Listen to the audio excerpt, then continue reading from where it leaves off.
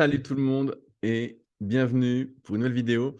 Aujourd'hui, on va parler ensemble de prise de masse et surtout de s'il faut forcer ou non la prise de poids, contrairement à la semaine dernière. Sujet complètement inverse, mais également hyper intéressant parce que j'ai été confronté personnellement, notamment quand je faisais de la force athlétique. Je me souviens en 2004-2005, donc j'ai un peu d'expérience à vous partager là-dessus. Mais également avec tous mes élèves en coaching, donc depuis 2006, avec tout le coaching à distance que je propose, depuis presque donc 20 ans, où il y a des personnes où se pose la question de s'il faut forcer ou non la prise de masse et donc on va voir ensemble, comment ça se passe, il faut la forcer, comment la forcer ou comment ne pas la forcer, sur quels indicateurs, prendre repère, s'appuyer pour prendre du muscle et se transformer progressivement quand on est encore une fois un pratiquant naturel de musculation. Mais avant de commencer, je vous rappelle que j'ai réalisé une formation gratuite à destination des pratiquants de musculation sans dopage. C'est le premier lien dans la description avec mes meilleurs conseils à partir des blessures que j'ai eues, des erreurs que j'ai faites, du temps que j'ai perdu, bref, de pas mal de choses que j'aurais souhaité éviter et que j'espère vous éviter avec cette formation gratuite. Donc, c'est de longs emails, ça se lit pas en 30 secondes, c'est pas dans la mode actuelle, donc c'est vraiment pour les plus motivés. Mais si vous êtes avec moi chaque semaine et que vous regardez des vidéos qui durent 10, 15, 20, 25 minutes parfois, je ne sais pas trop, je ne mets pas de compteur, et ben, ça devrait fortement vous intéresser puisqu'on est a priori sur la même longueur d'onde pour obtenir des résultats de manière naturelle. Alors, le sujet du jour, on est parti. Je vous partage mon écran comme d'habitude, comme je l'ai expliqué la semaine dernière. Alors, une question de Karl Bad.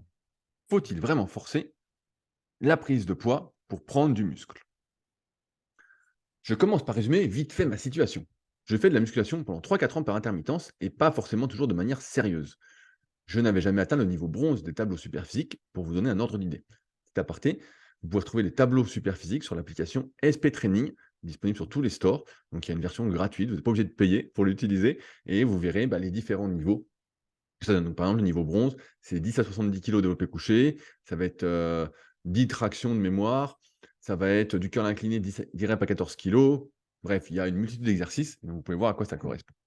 J'avais arrêté 3-4 mois avant l'été dernier, du coup, j'ai perdu pas mal de poids, jusqu'à tomber à 69 kg pour 1,81 m début août 2022, donc un peu moins d'un an. J'ai repris la musculation sérieusement depuis maintenant 10 mois et j'ai vite repris le poids que j'avais perdu. Heu, En gros, en août 2022, je faisais 69 kg et en janvier 2023, j'étais remonté à 76-77 kg en prenant assez peu de gras. Cependant, ces 4 derniers mois, mon poids n'a pas bougé. Je continue à progresser de manière linéaire en performance sur presque tous mes exercices, sauf sur l'exercice de poussée, développé couché, et cetera. On va en reparler, on va en reparler. Aussi, si au début je me suis vu prendre de la masse, ces 4 derniers mois, j'ai l'impression que c'est beaucoup plus léger. Je vois dans le miroir, pardon, je perds m ma voix, je vois dans le miroir que je prends un peu de muscle par-ci par-là, mais je ne change pas vraiment de gabarit. Quand je suis habillé, j'ai l'impression que je ne fais pas de muscu. On va en reparler. Pareil, même si je progresse en charge, j'ai l'impression que c'est assez lent et qu'en 10 mois, je n'ai pas un niveau incroyable. Actuellement, je peine à avoir 10 à 70 au développé couché et je dois avoir 10 répétitions à 15 kg de traction en pronation. Du coup, est-ce que vous pensez que c'est une bonne idée d'augmenter mes calories jusqu'à voir le poids augmenter sur la balance et de me donner des objectifs de prise de poids pour forcer la progression et vraiment changer de gabarit? Sachant qu'actuellement, je mange déjà 3000 calories par jour. Je précise aussi, j'ai 23 ans et niveau body fat, donc taux de gras, je vois mes abdos du haut, donc je ne suis pas hyper gras. Je ne pense pas que ceci vienne de mon entraînement. Je m'entraîne 3 fois 2 heures par semaine en appliquant les cycles de pression sur chaque exercice. Voilà, plein d'informations, j'espère avoir été clair. Alors moi, je trouve ça hyper intéressant, je vais revenir sur plein de choses. La première, c'est que quand on fait de la musculation par intermittence, pendant 3-4 ans, et qu'on s'arrête 3 à 4 mois comme ci, comme ça, voilà, en fait, on perd un temps monstrueux. C'est pas comme si on avait fait 3-4 ans de muscu, on s'arrête 3-4 mois, je sais pas, pour donner un ordre d'idée, pour moi, c'est une année de salopé. Voilà, c'est une année d'entraînement salopé, c'est on s'entraîne, on s'arrête 3-4 mois, on reprend, on a perdu un an d'entraînement et je pense que c'est à peu près ce qui s'est passé. Donc là, ça fait pas 3-4 ans qu'il s'entraîne. OK? 2e point important, il fait 1,81 m, 76-77 kg, donc on voit sa photo, ici. On voit qu'il est pas gras, on voit qu'il est bien. On peut et je vais y revenir après, sur le 3e point. Il a déjà donc un niveau naturel pour sa pratique qui est très bien. On se rappelle, on a parlé dans la précédente vidéo, quand on fait taille-poids, c'est-à-dire s'il faisait 1,81 m, 81 kg relativement sec, il serait sans doute proche de ses limites naturelles. Alors après, il prendrait sur des petits détails, il gagnerait ce qu'on appelle en qualité musculaire, sa peau s'affinerait, ses muscles apparaîtraient plus durs, voilà, il pourrait gagner en détail, mais il serait à peu près au max. Donc en gros, il a 4-5 kilos de marge actuellement, après 3-4 ans par intermittence et 3-4 mois d'arrêt l'été dernier. Donc c'est déjà super. C'est déjà pas un niveau, voilà, qu'on atteint facilement et ça nécessitait du travail, OK? Ensuite, je continue à progresser de manière linéaire en performance sur presque tous les exercices, sauf les exercices de développé et je vais renchérir. Je n'ai pas un niveau incroyable. Actuellement, je peine à devoir 10 à 70 au développé couché et 10 répétitions à 15 kilos en laisse aux tractions. On va comparer et on va regarder sa photo. Donc moi, je vois juste sa photo et c'est assez simple. Si on clique, qu'est-ce que ça fait d'ailleurs? Ah, on voit juste ces messages. On ne peut pas agrandir la photo. OK? Hem, Sur la photo, qu'est-ce qu'on peut voir? On peut voir que Karl, bah, il a la cage très, très plate. On voit ici sa longueur de côte, je ne sais pas si vous verrez, mais bref, sa longueur de côte n'est pas exceptionnelle. On voit qu'il a pas de cage.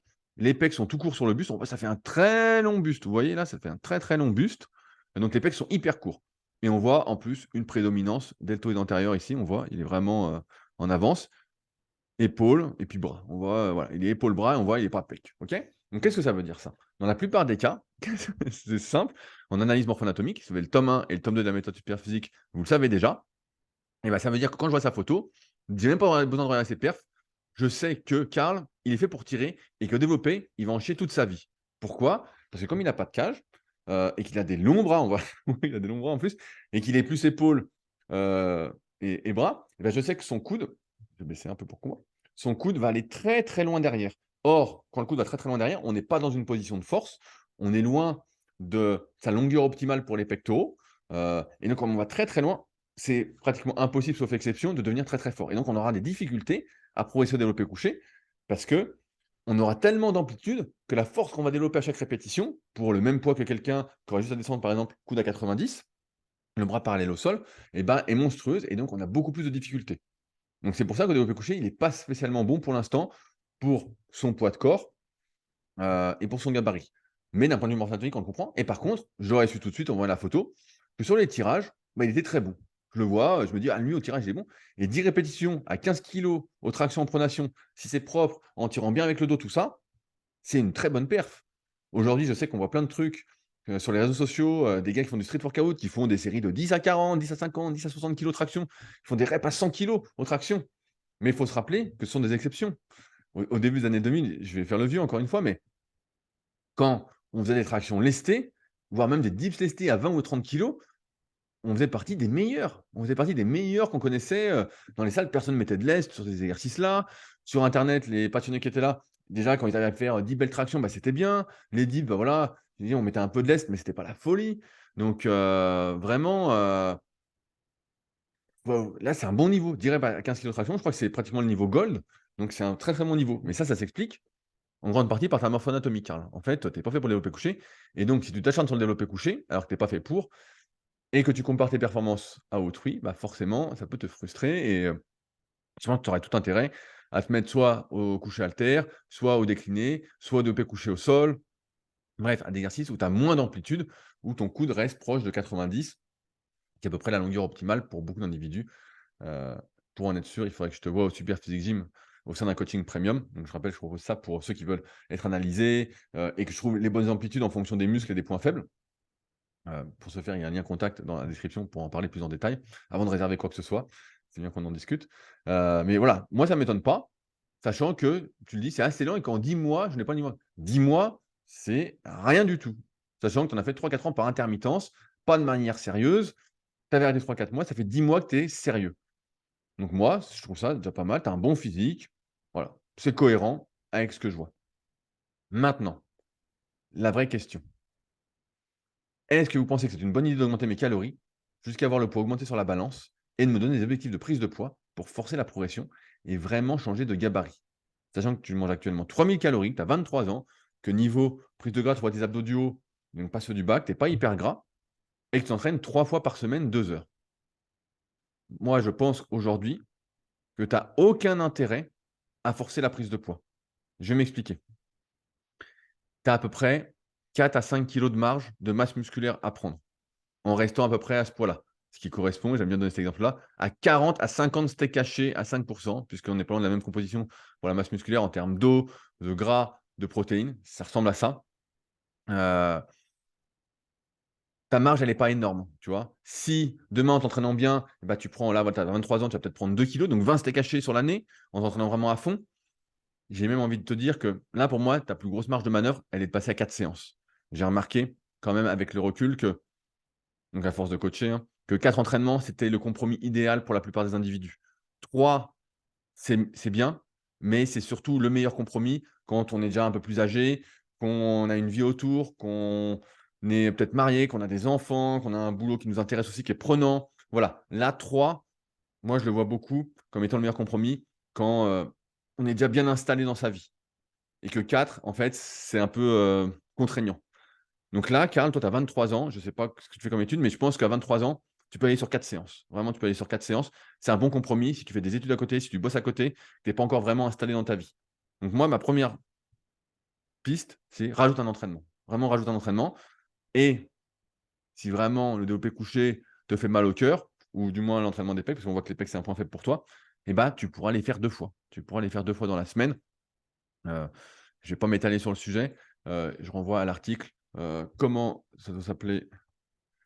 Rattraper ses points faibles, Rudy, on tape ça et voilà, il y a un super article, tu vois, qui sort, juste ici. Comment rattraper ses points faibles en musculation, que tu peux lire et il y a le deuxième que j'avais écrit sur Superphysique. Donc tu es gâté, il y a les 2. Donc on est ici. OK? Donc ça, c'est le premier point.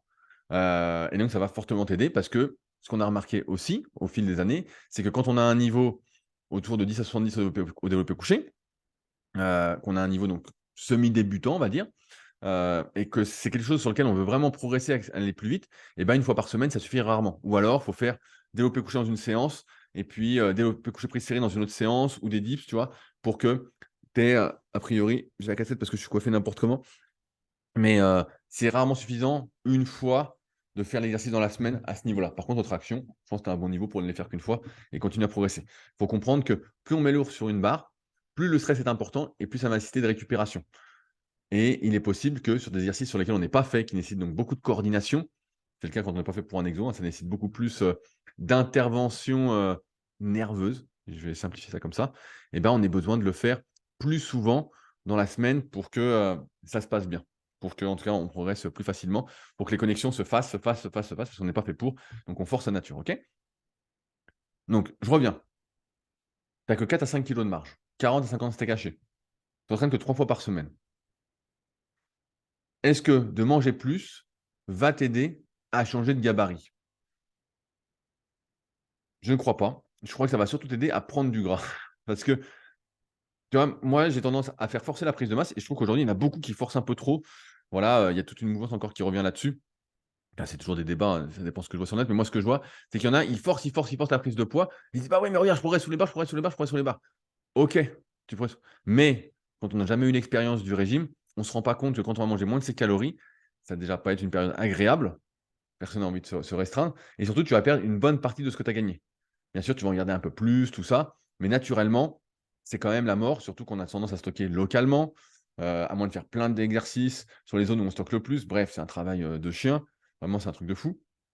Donc ça a pas trop, de sens pour moi que tu forces ta prise de poids, parce que ta marge de progrès est trop faible. Par contre, si tu faisais 1,80 m, 65 kilos, avec les abdos visibles et que tu mangeais 3000 calories et que tu grossissais pas et que tu avais mal à progresser, là, je forcerais la prise de poids. Là, je ferais comme j'explique dans mon guide de la prise de masse au naturel, je forcerais la prise de poids parce que j'ai remarqué qu'il y a une sorte de résistance à la prise de masse quand on n'est vraiment pas fait pour prendre du muscle. C'est le cas de beaucoup de personnes, de moins en moins quand même parce qu'il y a toute cette tendance des skinny fat, mais on augmente les calories et puis ça grossit pas, ça grossit pas. Il faut augmenter, augmenter. Des fois, il faut 3 à 4 augmentations progressives, de plusieurs centaines de calories à chaque fois pour déclencher la prise de masse et après elle se lance. Là, il faut forcer. Mais toi, tu as déjà un bon niveau, Karl, tu as pas tant de marge de manœuvre que ça et ton niveau, moi, je trouve, est cohérent avec la photo que tu mets, avec ce que tu dis et même un très, très bon niveau. Donc je pense que tu as plus d'intérêt à passer à 4 séances, à doubler un ou 2 groupes musculaires sur la semaine, à travailler donc 2 fois, si c'est un point faible, c'est quelque chose qui t'importe, et à te concentrer vraiment sur la progression à l'entraînement. Ça va venir, ça va venir. Après, tu verras jusqu'où tu es prêt à t'impliquer, parce qu'il y a aussi une histoire d'alimentation. Est-ce que tu fais des écarts, tu fais pas d'écarts? Quelle est ton hygiène de vie? Est-ce que tu te couches Certains vont sauter au plafond, mais tous les jours à la même heure? Est-ce que tu te lèves tous les jours à la même heure? Est-ce que tu fais des sorties? Quelle est ta vie sociale? Heu, Comment tu es dans ta tête? On parlait la semaine dernière de frustration, de pression. Est-ce que tu es cool avec ça? Est-ce que c'est fluide? Est-ce que c'est pas fluide? Donc tu vois, il y a plein de choses qui rentrent en compte, sur lesquelles tu peux agir plutôt que parce que quand tu veux forcer la prise de poids et que tu penses que c'est pas un problème, encore une fois, tu fais pas 1,81 m, 65 kilos et tu as l'impression de manger beaucoup et il se passe rien. Voilà. Là, je forcerai la prise de poids. Mais sinon, c'est juste prendre du gras pour prendre du gras, je disais de manière locale et après tu vas avoir toutes les peines du monde à les perdre. Donc ça a pas de sens pour moi que tu forces ta prise de poids. Faut juste que voilà, passer à 4 séances, continue à progresser. Tu vois, quand tu vas arriver, je sais pas, je dis une connerie, là, on parle de développé couché, tu es pas fait pour le développé couché, donc c'est un mauvais exo repère pour toi. Mais les tractions, quand tu vas arriver à 4 fois 10 à 25 kilos de laisse aux tractions, vraiment propre avec le dos, donc ça va pas ça va nécessiter plus d'1 an de progression, hein, tu vas avoir du temps, parce que tu es déjà à un bon niveau, encore une fois. Bah, là, tu auras le dos beaucoup plus gros, quoi, c'est presque sûr, hein. Mais ta marge de manœuvre, elle est pas si importante que ça. Et je vais finir sur un truc que tu as dit. Tu l'as dit, c'est où? Voilà. Si au début, je me suis vu prendre de la masse, ces 4 derniers mois, j'ai l'impression que c'est beaucoup plus léger. Je vois dans le miroir que je prends un peu de muscle par-ci par-là, mais je ne change pas vraiment de gabarit. Quand je suis habillé, j'ai l'impression que je n'ai pas vraiment de muscu. Je vois dans le miroir que je prends un peu de muscle par-ci par-là. Mais attends, c'est super! Tu es en train de me dire que tu progresses à l'entraînement et que tu vois musculairement que tu prends en même temps, donc c'est top, quoi. Franchement, je vois pas. C'est normal que tu changes pas de gabarit parce que là, en fait, tu t'étais pas entraîné sérieusement pendant 3 4 ans, tu t'étais arrêté. Là, c'est la première fois que tu es vraiment sérieux sur ton entraînement depuis 10 mois et donc tu as pris un peu au début, bah, forcément beaucoup plus, un peu les gains du débutant ou la reprise de muscle que tu avais auparavant. Et là, tu continues à prendre un petit peu. Heu, donc c'est super et est-ce que tu vas changer de gabarit? Je sais pas, moi, pour moi, ça veut pas dire grand chose changer de gabarit. C'est plus le gabarit, c'est la structure osseuse. Il y a des gens, ils sont pas bien épais, tu vois? Ils sont pas très musclés, puis ils ont des clavicules très, très longues, ils ont un gros cou, tu vois? Naturellement. Moi, j'en vois, ils ont les trapèzes qui remontent jusque là. Ils sont comme ça, on a l'impression que c'est des orgues, ils ont plus de cou, les gars. Et donc tu dis: «Putain, mais ils sont solides, putain, le gabarit qu'ils ont» et en fait, ils ont pas de muscle, c'est juste la structure osseuse. Ils ont des gros os, tu vois? Mais ça n'a rien à voir, avec, le changement de gabarit qu'on pense musculairement, quoi. Musculairement, encore une fois, la marge, elle est pas, elle est importante. Surtout que là, tu as 23 ans, donc tu as de la marge de progression. Tu as une bonne marge en tout cas, mais c'est pas, c'est plus ça et je finis là-dessus. Quand je suis habillé, j'ai l'impression que je ne fais pas de muscu, c'est parce que tu mets pas les bons vêtements. Moi, je vois ta photo, habille-toi de manière cintrée, mets des bons t-shirts. Voilà, c'est sûr que si tu t'habilles avec les vêtements du commerce qui sont faits pour ceux qui ont du bide, voilà, tu vois, ils sont de plus en plus larges au niveau de la taille, voilà. La dernière fois, tu vois, j'ai une blague. Heu et la dernière fois, j'ai mis j'avais plus de t-shirt et un pote m'a passé un t-shirt qui était à sa taille, donc un peu petit. Je l'ai mis, putain, j'ai l'impression d'être énorme alors que moi, habituellement, je m'habille plutôt de manière assez classique, hein. Je vais pas m'habiller, comme quand j'avais, 19-20 ans ou 21 ans ou même 25 ans avec des t-shirts vraiment muscu, qui sont bien coupés, qui sont serrés, tout ça.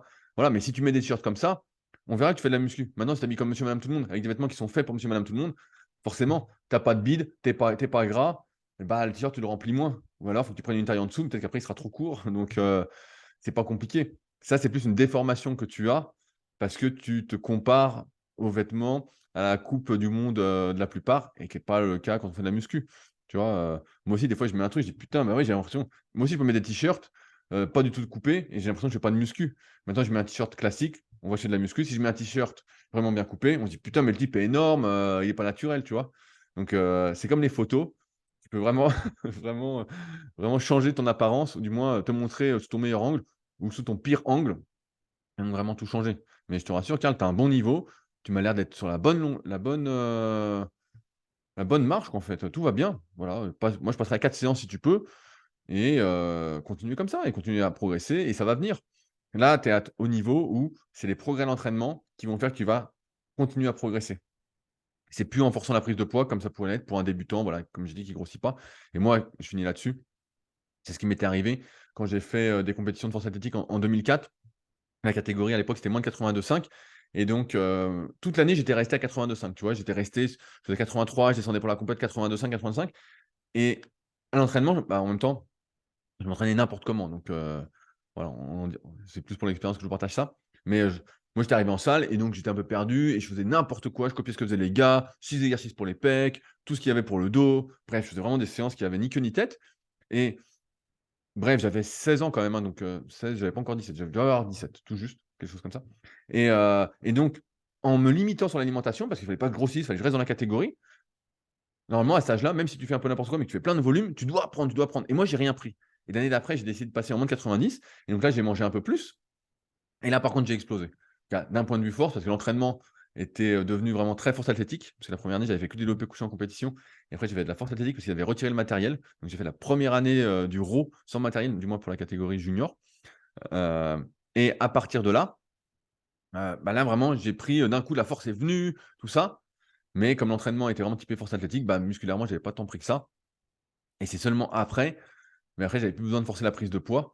Mais là, j'avais dû la forcer un peu pour remplir la catégorie parce que à chaque fois, on te dit en force qu'il faut, du moins à l'époque, on disait qu'il fallait remplir la catégorie. Donc, tu avais pas d'intérêt à être en moins de 90 si tu faisais 84-85 kilos. Donc, j'avais pris ces kilos assez facilement. C'est quand je passais mon B2ES. Et donc, je mangeais mes bonnes collations entre les cours. Donc, c'était une bonne période, surtout que j'étais entouré de gars qui s'entraînaient vraiment, d'entraîneurs de renommée comme Marc Vouillot, Jean-François Nicolai. Aussi mon pote Alexandre, un des seuls naturels que je connaisse qui a fait 200 développé couché et un vrai 200, hein, pas un 200 de contorsionniste. Heu, donc heu, donc ouais, c'était une bonne époque. Mais ouais, tu vois, ça peut limiter, mais moi je faisais 1,95 m, 82 kilos, tu vois? J'étais à taille -15 et donc j'ai forcé un peu le truc, mais je me restreignais un peu. Donc mais sinon, ouais, sinon, faut pas que tu forces. Ça, c'est une erreur. C'est juste une question de faire du gras. C'est juste qu'on prend pas tant de muscle que ça et quand tu dis: «Je prends un peu de muscle par-ci par-là», bah ouais, bah c'est super en fait. C'est top! Il y a pas besoin de te prendre plus la tête que ça. Voilà. J'espère t'avoir éclairé, Karl, et t'avoir rassuré et avoir rassuré tous ceux qui sont un peu dans le même cas de figure. Si vous avez besoin de précision sur ce que j'ai raconté, tu pourras arrêter le partage, bah, n'hésitez pas dans la partie commentaires juste en dessous. Un pouce bleu, ça aide toujours. Vous abonner si vous souhaitez ne pas louper les prochaines vidéos. Et si vous avez des questions qui n'ont rien à voir avec cette vidéo, ça se passe sur les forums Superphysique, www.superphysique.org. Enfin, n'oubliez pas la formation gratuite, c'est le premier lien dans la description et nous on se retrouve bientôt pour une nouvelle vidéo. Salut à tous.